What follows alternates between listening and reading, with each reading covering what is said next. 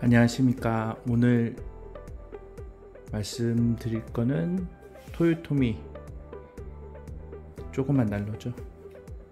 저도 이거를 지금 2대째 사용하고 있습니다. 요즘은 또 캠핑에서 이렇게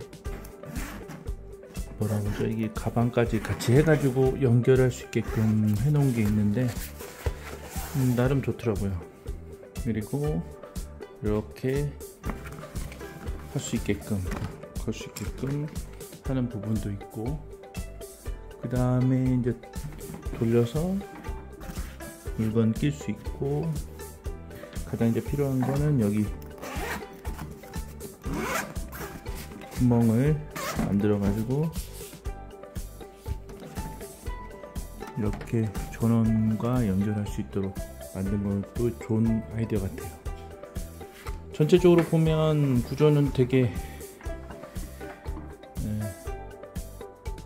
나쁜 점은 별로 없습니다. 한번 이제 케이스를 한번 빼고 말씀을 드려볼게요. 자, 케이스를 벗겨봤습니다. 토요토미 이 그 팬히터 같은 경우에는 여기 부분에서 열기가 쭉 나오죠. 여기서 빨갛게 돼가지고 저기 백등유를 위에서 조금씩 점적식으로 떨어뜨려 가지고 가열해 가지고 온풍을 부르는 방식입니다. 설정 온도, 실내 온도, 에코 모드, 타이어 온도 설정인데요. 대부분 열량이 좋은 편이죠. 저는 이제 차박 하려고 지금 그전에는 좀 작은 이거보다 이 모델 여기 빨간색 모델을 좀 사용했었는데, 장단점 한번 말씀을 드려볼까요? 일단 장점은 등유 부분에서 가장 문제가 되는 게 그거죠. 냄새죠. 이것도 지금 개봉한 상태에서 이 등유 냄새가 살짝 납니다. 차 안에 놓으니까 왠지 거슬리더라고요. 제가 이 처음엔 등유 쓰고 그 다음에 가스도 써봤는데 가스 냄새가 제일 좋죠. 제일 좋고요. 근데 가스는 좀 부담스러워요. 가스는 좀 터지지 않을까 그런 생각, 혹시 누수되면 어떻게 할까 여러가지 걱정을 하거든요. 제가 보일러를 쓰면서 가장 느낀 게 새벽에 이제 꺼져서 깬 적이 있는데요. 이제 여러가지 보일러를 사용했는데 등유는 꺼지면 그냥 불이 안 나요. 근데 가스는 좀 위험하더라고요. 그래서 그 다음에 제일 좋은 게 전기인데, 전기는 좀 빼야 돼요. 왜냐면 전기는 차박할 때는 못 씁니다. 전기는 안 돼요. 외부 전원이 있어야 됩니다. 내부 전원이 이거는 조그만 파워뱅크만 있어도 전기 소모량이 적어가지고 괜찮은데, 이거의 최대 장점은 냄새가 그나마 없어요. 그나마 텐트를 좀 열거나 창문을 철저히 열면 냄새는 부분은 괜찮아요. 그게 가장 큰 장점이죠. 둘째는 역시 전기 소모량이 생각보다 적은 편입니다. 전기 소모량이 굉장히 적어요. 왜 그러냐면 다른 데는 전기 부분을 저기 연료 펌프를 해서 작동하는데, 얘는 손풍 바람하고 위에서 연료를 하나씩 똥똥 떠들어 가지고 하는 부분이라 굉장히 그 부분에서는 정말 탁월합니다. 냄새도 좋고 전기 소모량도 좋고, 그 다음에 이제 한국식 같은 경우는 타이머 기능 이게 일본 내수용 제품의 최대 단점이 3시간마다 연장 버튼을 해야 돼요. 그게 좀 일본 내수용이 좀 단점이 있죠. 근데 요거는 그런 것도 없고 전기 소모량도 좋고 냄새도 없고, 그나마 신일, 파세코 제가 써봤거든요. 그나마 제일 좋습니다. 냄새가. 제가 단점 하나 말씀드릴게요. 단점? 민감해요. 이렇게 건들면 꺼져버려요. 끌 때 냄새 나는 거 아시죠? 이게 한번 딱 터치하는 순간 냄새가 장렬이에요. 차박 있을 때 그게 문제점입니다. 차는 조금씩 움직이거든요.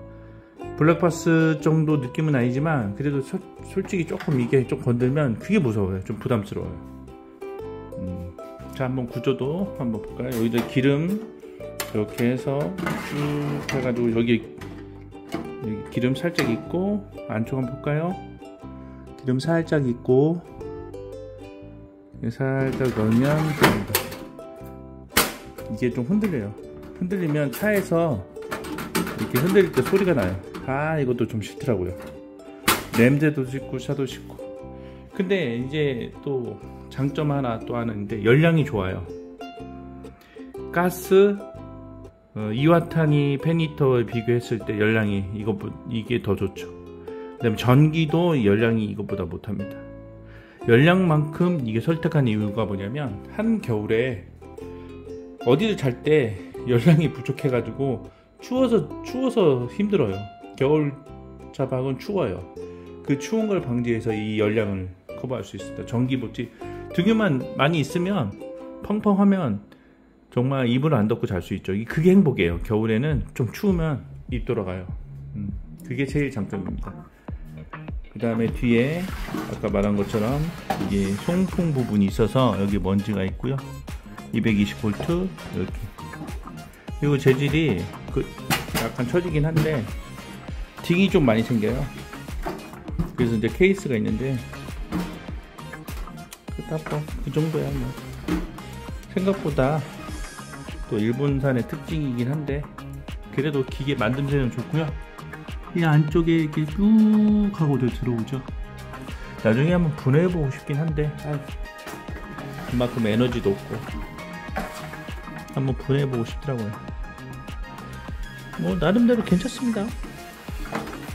나중에 이거 부분 흔들리는 것만 좀 하고 어차피 차박했을 때 공간도 작잖아요. 되게 작잖아요. 열량 좋고 작고 전기 적게 먹고. 요즘 차박 제가 무시동 히터 좀 고민을 많이 해봤는데 무시동 히터의 최대 장점이 매립을 해야 돼요.